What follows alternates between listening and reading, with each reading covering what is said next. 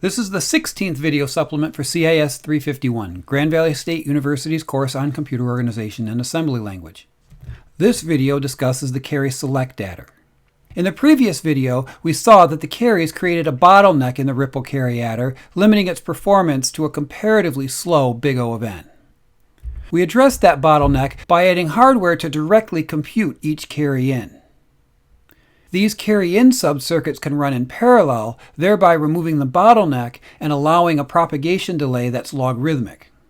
However, circuits built this way tend to be somewhat large. In this video, we'll take a different approach and see if we can get that logarithmic propagation delay with a smaller size. To keep things simple, let's begin by focusing on one specific situation. Here we have a 16-bit Ripple Carry Adder built out of two 8-bit Ripple Carry Adders chained together. Hypothetically, if the leftmost adder magically knew what the carry-in would be, it could start working immediately instead of waiting for the right adder to produce its carry-out. This would allow both halves to work in parallel and would cut the total propagation delay in half. Well, magic typically isn't a good strategy when designing hardware. So how else can we choose a value for the left adder's carry-in without doing some sort of calculation? Now, calculations aren't bad, but we already explored that idea in the last video. Well, that's tough, right? How else would you get values other than computing them? Well, we could flip a coin. The obvious downside is that the coin flip may produce the wrong answer. And hardware that generates wrong answers is generally frowned upon.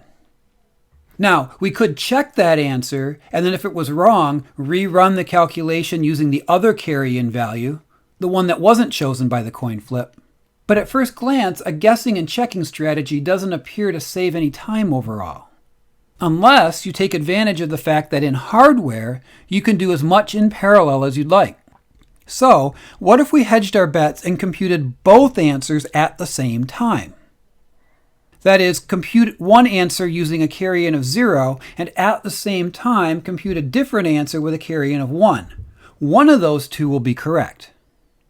So this 8-bit adder on the right computes the least significant 8 bits of our 16-bit answer. It depends only on the external inputs, so it can begin working immediately. This 8-bit answer in the middle computes the most significant 8 bits of the 16-bit answer using a carry-in of 0. This adder can also begin processing immediately because it always uses 0 as a carry-in. It doesn't wait for the carry-out from the lower rightmost adder. Similarly, this 8-bit adder on the left computes the most significant 8 bits of the answer using a carry-in of 1. Again, it doesn't wait for the carry-out from the lower adder, so it can also begin processing immediately. The output from the rightmost adder is always part of our 16-bit output. However, only one of these two adders is producing the correct bits that go in the upper part of that 16-bit answer. The output of the adder producing the correct bits, of course, should be included in the final output, and the output of the other adder should just simply be ignored. Now that raises the obvious question, how do we know which adder's output should be used? The lower adder's carryout tells us. If that carryout is a 0, then we use the adder whose carry-in is a 0. If the lower adder's carryout is a 1, then we use that leftmost adder whose carry-in is always 1. Now we just need to figure out how to put it all together. We need a subcircuit that conceptually acts like a switch and connects the middle adder to the output when the carry-out of the lower adder is 0, and connects the left adder to the output when the carry-out of the lower adder is a 1. So let's see how to build this conceptual switch. We'll start by looking at a 1-bit version. It has 3 inputs. A and B are the two values we're choosing between. For example, in the adder we're designing, we're choosing between the outputs of the two leftmost adders. S is the selector that specifies which input should be passed through to the output. When the selector is 0, the output should be identical to input A. And when the selector is 1, the output should be identical to input B. Conceptually, this circuit is like an old switchboard operator who changed connections by physically moving wires. Of course, circuits don't physically move wires. Pause the video and see if you can figure out how to implement this circuit using logic gates instead.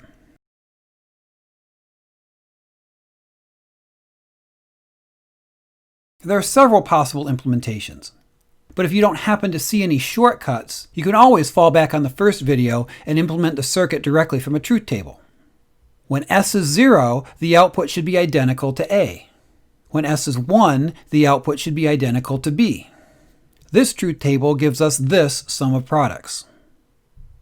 This expression can of course be simplified, but we'll save that for another video. The version here is sufficient to conceptually show how this circuit can be built. This circuit's called a 2-to-1 multiplexor, or Mux for short. The 2-to-1 means that it takes two inputs and selects one of them to place on the output wire.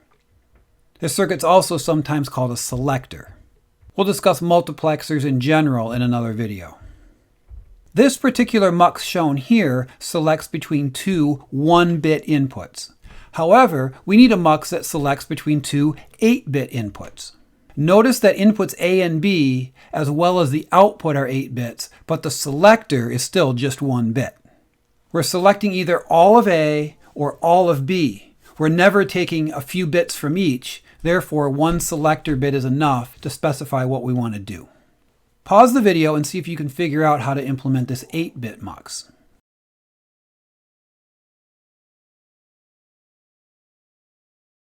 Implementing the 8-bit Mux is deceptively simple. It's just 8 1-bit Muxes running in parallel, one for each bit of input.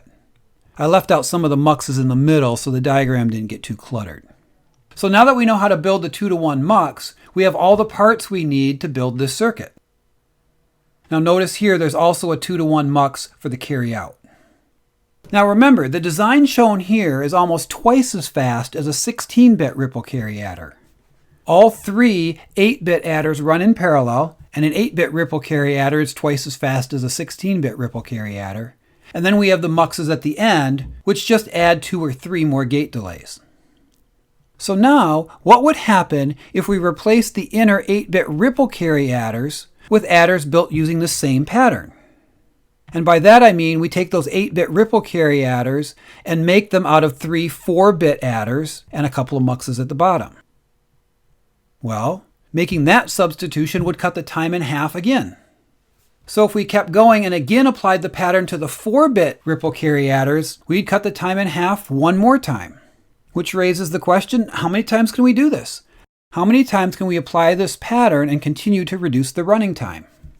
So keep in mind that each time we apply this pattern, the width of the component adders get cut in half. We go from 16-bit ripple carry adders to 8-bit to 4-bit and so on. So what we're really asking is, how many times can we cut n in half before we get down to nothing? And that's the very definition of log base 2 of n. So if we apply this pattern all log n times, what's the overall propagation delay for an n-bit adder? So if we do that, the circuit breaks down into a set of independent full adders, one 1-bit full adder for each pair of input bits, connected to a tree of multiplexors. Each full adder just runs in constant time. It's just a single full adder. And all of the full adders can run in parallel because they're connected directly to the A and B inputs. So that section of the adder has a constant propagation delay. Each Mux also runs in constant time, but the Muxes are part of a tree with a depth of log n. So that tree has a propagation delay that's big O of log n. So you put those two pieces together and you get an overall logarithmic running time. Now, of course, the next question is, how big is it? So again, we view this adder as a row of full adders and a tree of Muxes. And again, each adder has a constant size, but there's one for each pair of input bits. So that gives us a total size for the full adders that's linear. The next thing to realize is that the size of each n-bit Mux is also linear in n. Right? An n-bit 2-to-1 Mux is just n 1-bit Muxes, and each 1-bit Mux has a constant size. The trick is that the Muxes change size. As you work your way through the tree, the Muxes get smaller. So we have to figure out how to add up all of these changing sizes of all these different Muxes. And we can do that with a recursive formula. Okay, so to see where this formula comes from, let's go back and look at the adder for a minute. The two obvious Muxes are the ones at the bottom that select the output. Remember, however, that we only need to select the bits for the top half of the output, so the size of the orange mux is not n, but n over 2. In a 16-bit adder, only the top 8 bits go through that mux. The remaining muxes we need to count are nested inside of the 3 sub-adders. And each of these sub-adders has a size of n over 2. Again, if we're building a 16-bit adder, the sub-adders are just 8-bit adders. So, the total size of the muxes in an n-bit adder is the size of the muxes at the bottom, that orange n over 2-bit mux that's putting together the final sum, plus the size of the muxes in all 3 sub-adders. So in this part of the expression, we have a recursive term that's asking for the number of muxes in an adder of half the size, and at any given level, there are 3 of those. So then we can take this term, and this is what we get when we simplify it a little bit. Now, in order for this to mean something, we want to rewrite it in a closed form, which is just a nerdy way of saying write it without recursion. The math to do that is interesting, but a little too long for this video. So I will just say that there's a theorem called the master theorem that tells us that this function is big O of n to the log base 2 of 3. Or in other words, n to the 1.585 power. Notice that this master theorem doesn't give us the exact function, but only describes it in the context of big O, but it's the big O we're looking for. And so this is sufficient to tell us that this adder is considerably smaller than the Carry-Lookahead adder. Now, quick disclaimer. Both the big O size given for the Carry-Select adder here and the n-cubed result from the Carry-Lookahead adder in the previous video are for unoptimized circuits. And by that, I mean we're not looking for possible duplication. It's possible that in the design we laid out in both of these videos, there are places where the same values are computed multiple times. And so if you found those and avoided those, the circuits would be smaller. There's a number of techniques for finding and removing those duplicate computations that can significantly reduce the size of both the Carry-Lookahead adder and a Carry-Select adder. The Cog-of-Stone is perhaps one of the most popular. So I'm not going to talk about those here because they're good options for some of the extra points in the projects. Also, remember that in practice, many of the adders built are hybrids. They don't necessarily apply these techniques to their fullest extent. You may not put a Carry-Lookahead on every single bit, or you may not take the Carry-Select all the way down to the full adders. So when you do that, you usually get pretty good, although not optimal performance, at a considerable savings in size. So based on this video, you should be able to sketch the Carry-Select adder, the high level, and perhaps even drill down a level or two.